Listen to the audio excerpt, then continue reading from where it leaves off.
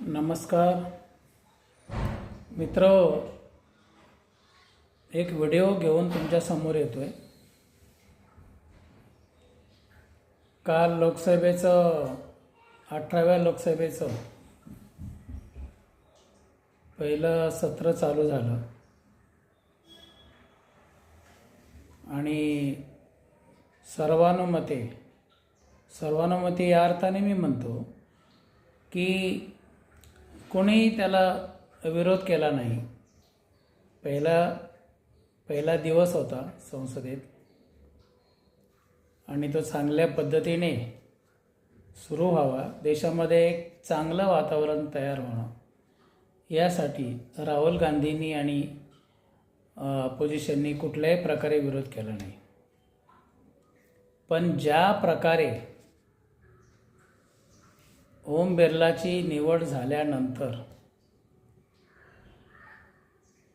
चर्चा चालू झाल्यानंतर ओम बिर्ला ज्या पद्धतीने वागण्याचा प्रयत्न करत होते, हे बघून असं वाटलं की हा मनुष्य स्वतःला मोदीचा बाप म्हणू इच्छितो का?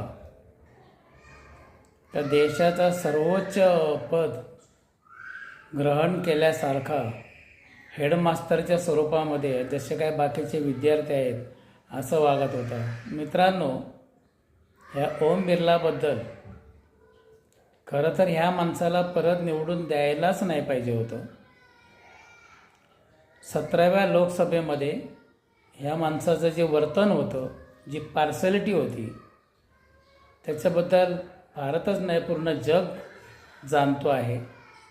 ह्या माणसाने 113 खासदारांना एकाच वेळी निलंबित केल्याचं उदाहरण जगाच्या पाठीवर कुठे नाही।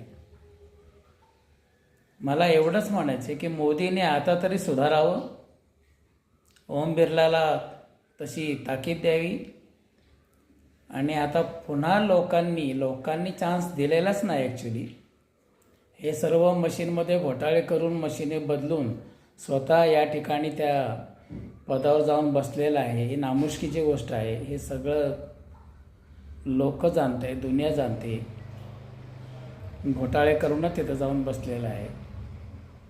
मग तो पहिला आविर्भाव कुठे गेला? तो आविर्भाव आता दिसत नाही। आणि म्हणून मी पुनश्च एकदा सांगतो की आता तरी त्यांनी कशीही संधी जरी मिळाली असली तरी त्या संधीचं त्या ठिकाणी चांगलं काम करून दाखवावं, संविधान वाचवलं पाहिजे आणि त्या ठिकाणी लोकतंत्र कसं विकसित होईल हे पाहिलं पाहिजे।